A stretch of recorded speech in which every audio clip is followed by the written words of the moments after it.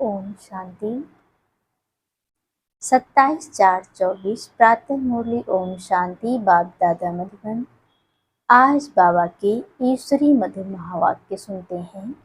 बाबा ने कहा, मीठे बच्चे, तुम आए हो बाप से हेल्थ, वेल्थ, हैप्पीनेस का वर्षा लेने। ईश्वरी मत पर चलने से ही बाप का वर्षा मिलता है। आज का प्रश्न है, बाप ने सभी बच्चों को विकल्प जीत बनने की युक्ति कौन सी बताई है? आज का उत्तर है, बाबा ने कहा उत्तर में, विकल्प जीत बनने के लिए अपने को आत्मा समझ भाई भाई की दृष्टि से देखो।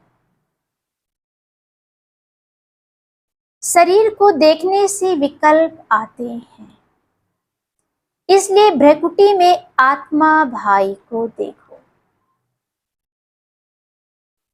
पावन बनना है तो यह दृष्टि पक्की रखो। कौन सी दृष्टि? मैं भी आत्मा हूं और मेरे सामने वाला भी आत्मा है। आत्मा आत्मा, भाई भाई। निरंतर पतित पावन बाप को याद करो। याद से ही कट निकलती जाएगी, खुशी का पारा चढ़ेगा और विकल्पों पर विजय प्राप्त कर लेंगे। ओम शांति।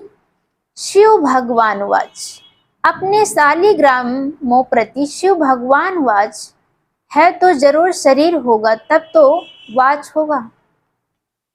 बोलने के लिए मुख जरूर चाहिए, तो सुनने वालों को भी कान जरूर चाहिए। बाबा ने कहा, बोलने के लिए मुख जरूर चाहिए, तो सुनने वालों के लिए भी कान जरूर चाहिए। आत्मा को कान मुख चाहिए। अभी तुम बच्चों की ईश्वरी मत मिल रही है, जिसको राम मत कहा जाता है। दूसरे फिर हैं रावण मत पर। ईश्वरी मत और आसुरी मत। ईश्वरी मत आधा कल्प चलती है।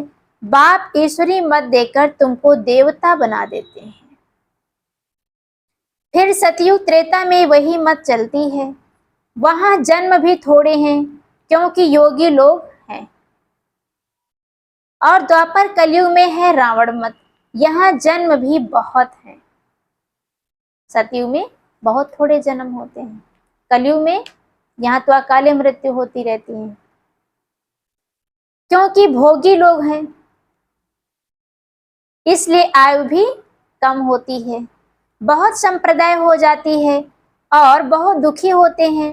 राम मत वाले फिर रावण मत से मिल जाते हैं, तो सारी दुनिया की रावण मत हो जाती है। फिर बाप आकर सबको राम मत देते हैं। सतयुग में है राम मत, ईश्वरी मत, उसको कहा जाता है स्वर्ग। ईश्वरी मत मिलने से स्वर्ग की स्थापना हो जाती है आधा कल्प के लिए। वह जब पूरी होती है तो रावण राज्य होता है, उसको कहा जाता है आसुरी मत। अब अपने से पूछो, हम आसुरी मत से क्या करते थे, ईश्वरी मत से क्या कर रहे हैं? आगे जैसे कि नरकवासी थे, फिर स्वर्गवासी बनते हैं शिवालय में। सतयुग त्रेता को शिवालय कहा जाता है। सतयुग त्रेता को शिवालय कहा जाता है। जिस नाम से स्थापना होती है तो जरूर उनका नाम भी रखेंगे, तो वह है शिवालय, जहां देवता रहते हैं। रचयिता बाप ही तुमको यह बातें समझा रहे हैं। क्या रचते हैं वह भी तुम बच्चे समझते हो।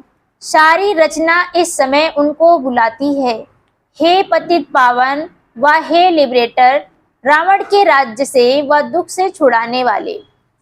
अभी तुमको सुख का मालूम पड़ा है, तब इसको दुख समझते हो, नहीं तो कई इसको दुख थोड़े ही समझते हैं।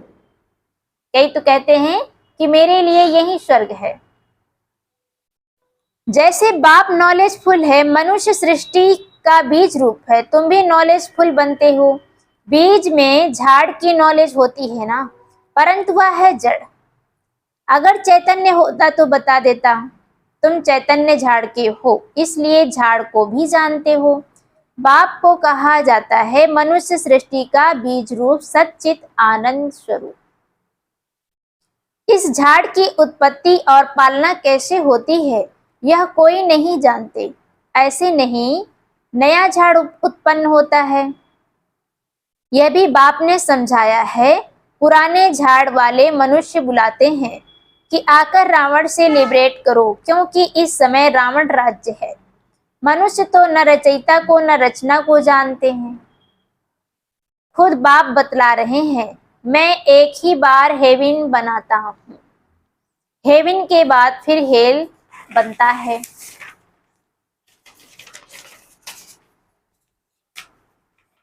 रावण के आने से फिर वाम मार्ग में चले जाते हैं। सतयुग में हेल्थ वेल्थ हैप्पीनेस सब है। तुम यहाँ आए हो बाप से वर्षा लेने, हेल्थ वेल्थ हैप्पीनेस का, क्योंकि स्वर्ग में कभी दुख होता नहीं। तुम्हारे दिल में है कि हम कल्प कल्प पुरुषोत्तम संगम युग में पुरुषार्थ करते हैं। नाम ही कैसा अच्छा है, और कोई युग को पुरुषोत्तम थोड़े ही कहते हैं। उनमें तो सीढ़ी नीचे उतरते जाते हैं। बाप को बुलाते भी हैं, समर्पण भी करते हैं, लेकिन यह मालूम नहीं रहता कि बाप कब आया। पुकारते तो हैं वो गॉड फादर लिबरेट करो, गाइड बनो। लिबरेटर कर बनेंगे तो जरूर आना पड़े, फिर गाइड बन ले जाना पड़े। बाप बच्चों को बहुत दिनों के बाद देखते हैं तो बड़ा खुश होते हैं। बाप अपने बच्चों से 5000 वर्ष के बाद मिलते हैं तो बहुत खुश होते हैं। वह है हद का बाप, यह है बेहद का बाप। बाबा क्रिएटर है, रच करके फिर उनकी पालना भी करते हैं। पुनर्जन्म तो लेना पड़ता है, किसको 10 किसको 12 बच्चे होते हैं, परंतु वह सब हैं हद के सुख, जो काग विष्टा समान है। तमो प्रधान बन जाते हैं, तमो प्रधान में सुख बहुत थोड़ा है। तुम सतो प्रधान बनते हो तो बहुत सुख होता है। सतो प्रधान बनने की युक्ति बाप आकर बताते हैं। बाप को ऑलमाइटी अथॉरिटी कहा जाता है। मनुष्य समझते हैं गॉड ऑलमाइटी अथॉरिटी है, तो जो चाहे सो कर सकते हैं। मरे को जिंदा कर सकते हैं। एक बार कोई ने लिखा, अगर आप भगवान हैं तो मक्खी को जिंदा करके दिखाओ। ऐसे ढेर प्रश्न पूछते हैं। तुमको बाप ताकत देते हैं जिससे तुम रावण पर जीत पाते हो, बंदर से मंदिर लायक बनते हो। उन्होंने फिर क्या क्या बना दिया है। वास्तव में तुम सब सीताएं भक्तियां हो। तुम सबको रावण से छुड़ाया है। रावण द्वारा तुमको कभी भी सुख नहीं मिल सकता। इस समय सब रावण की जेल में हैं, राम की जेल में नहीं कहेंगे। राम आते हैं रावण की जेल से छुड़ाने। रावण 10 सिर वाला बनाते हैं, उनको 20 भुजाएं दिखाई है। बाप ने समझाया है कि 5 विकार पुरुष में 5 विकार स्त्री में हैं, उनको कहते हैं रावण। 5 विकार रूपी माया का राज्य। ऐसे नहीं कहेंगे इनके पास बहुत माया है, माया का नशा चढ़ा हुआ है। नहीं, धन को माया नहीं कहेंगे। बहुत लोग धन को माया समझ बैठे हैं। धन को समर्पित संपत्ति कहा जाता है। तुम बच्चों को संपत्ति आदि बहुत मिलती है, तुमको कुछ भी मांगने की दरकार नहीं, क्योंकि यह तो पढ़ाई है। पढ़ाई में मांगना होता है क्या? टीचर जो पढ़ाएंगे वह स्टूडेंट पढ़ेंगे, जितना जो पढ़ेंगे उतना पाएंगे। मांगने की बात नहीं है, इसमें पवित्रता भी चाहिए। एक अक्षर की भी वैल्यू देखो कितनी है। पद्मा पदम। बाप को पहचानो, याद करो। बाप ने पहचान दी है। जैसे आत्मा बिंदी है वैसे मैं भी आत्मा बिंदी हूँ। वह तो एवर पवित्र है, शांति ज्ञान पवित्रता का सागर है। एक भगवान जिन्होंने नाटक देखा, एक की ही तो महिमा है। सबका पोजीशन अपना अपना होता है। नाटक भी बनाया है कड़कड़ में भगवान। दुनिया वालों ने परमात्मा को क्या कह दिया कि कड़कड़ में भगवान है। जिन्होंने नाटक देखा होगा वह जानते होंगे। जो महावीर बच्चे हैं उनको तो बाबा कहते हैं तुम भल कहाँ भी जाओ, सिर्फ साक्षी हो देखना चाहिए। अभी तुम बच्चे राम राज्य स्थापन कर रावण राज्य को क्लास कर देते हो, यह है बेहद की बात। वह कहानियां हद की बना दी हैं। तुम हो शिव शक्ति सेना। शिव आलमाइटी है ना, शिव की शक्ति लेने वाले शिव की सेना तुम हो। उन्होंने फिर शिव सेना नाम रखा है। अब तुम्हारा नाम क्या रखें? तुम्हारा तो नाम रखा है प्रजापिता ब्रह्मा कुमार कुमारियां। शिव की तो सभी संतान हैं।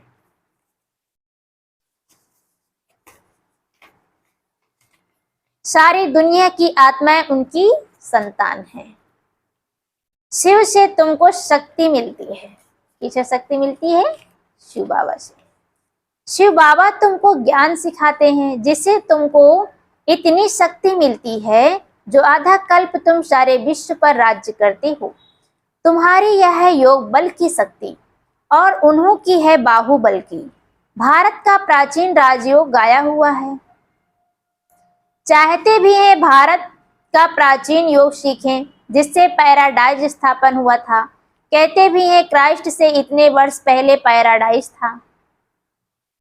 वह कैसे बना? योग से। तुम हो प्रवृत्ति मार्ग वाले सन्यासी।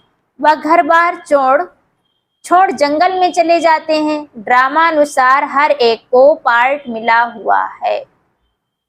इतनी छोटी सी बिंदी में कितना पार्ट है, इसको कुदरत ही कहेंगे।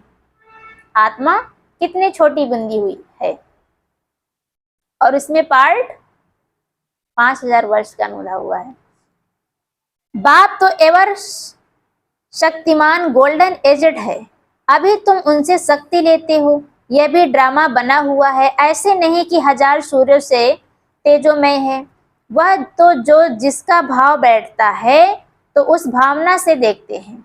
आंखें लाल लाल हो जाती हैं। बस करो, हम नहीं सहन कर सकते। बाप कहते हैं वह सब भक्ति मार्ग के संस्कार हैं। यह तो नॉलेज है, इसमें पढ़ना है। बाप टीचर भी है, पढ़ा रहे हैं।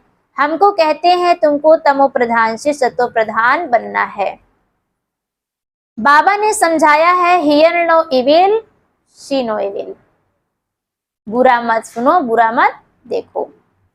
मनुष्यों को पता नहीं है कि यह किसने कहा। पहले बंदर का चित्र बनाते थे, अभी मनुष्यों का बनाते रहते हैं। बाबा ने भी नलिनी बच्ची का बनाया था। मनुष्यों को भक्ति का नशा कितना है। भक्ति का राज्य है ना। अभी होता है ज्ञान का राज्य। फर्क हो जाता है। बच्चे जानते हैं बरोबर ज्ञान से बहुत सुख होता है। फिर भक्ति से सीढ़ी नीचे उतरते हैं। हम पहले सतयुग में जाते हैं, फिर जो मिसल नीचे उतरते हैं। 1250 वर्ष में 2 कला कम होती है। चंद्रमा का मिसाल है। चंद्रमा को ग्रहण लगता है, कलाएं कम होने लगती हैं। फिर धीरे धीरे कलाएं बढ़ती हैं तो 16 कला होता है। वह है अल्पकाल की बात। यह तो है बेहद की बात। इस समय सभी पर राहु का ग्रहण है। ऊंच ते ऊंच है बृहस्पति की दशा, नीचे में नीची है राहु की दशा।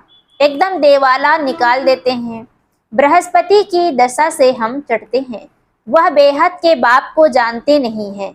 अब राहु की दशा तो सब पर बरोबर है, यह तुम जानते हो और कोई नहीं जानते। राहु की दशा ही इंसॉल्वेंट बनाती है।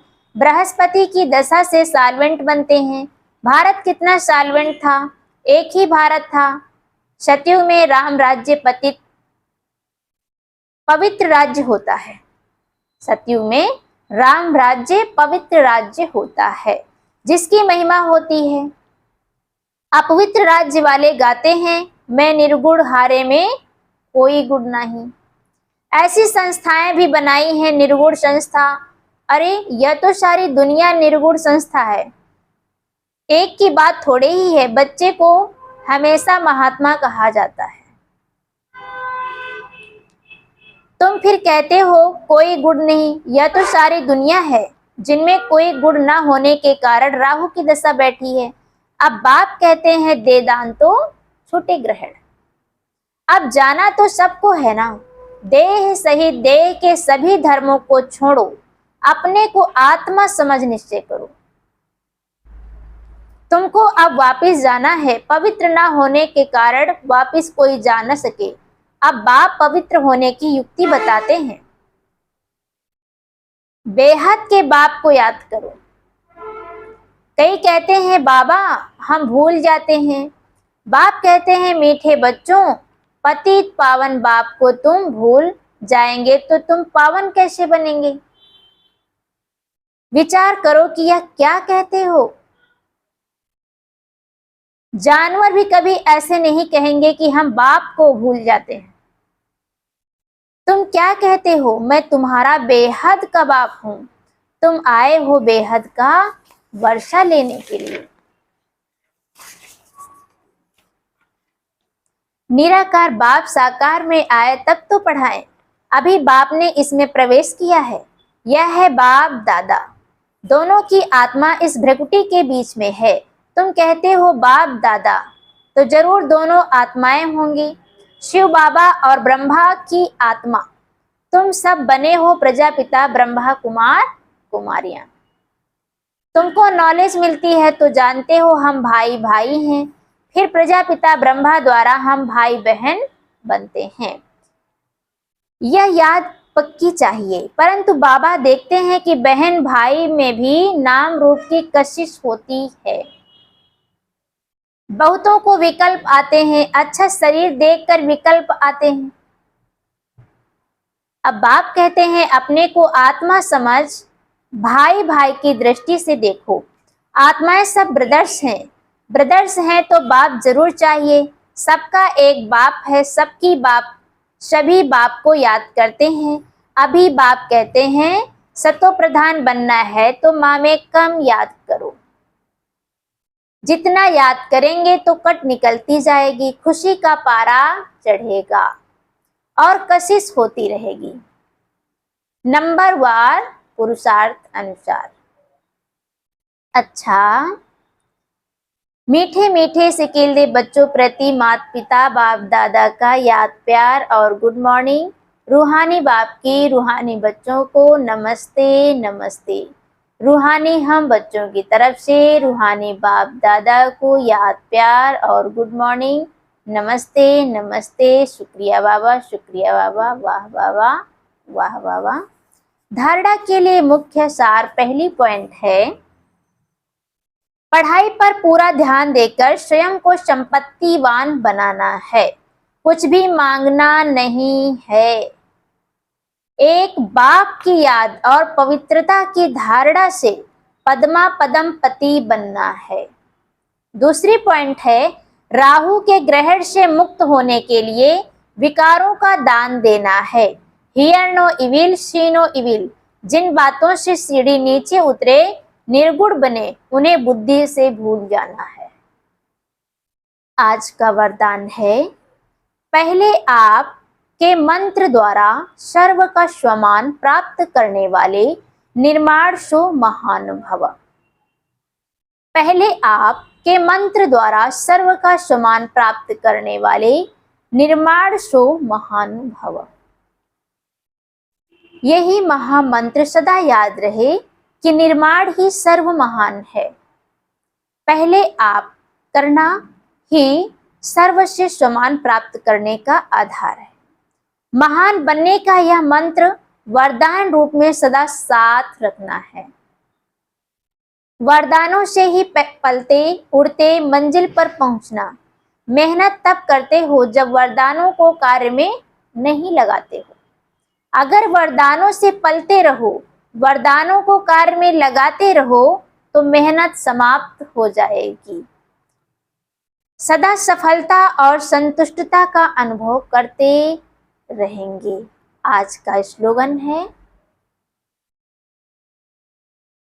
सूरज द्वारा सेवा करने वाले सूरज द्वारा सेवा करने के लिए अपना मुस्कुराता हुआ रमणीक और गंभीर स्वरूप इमर्ज करो।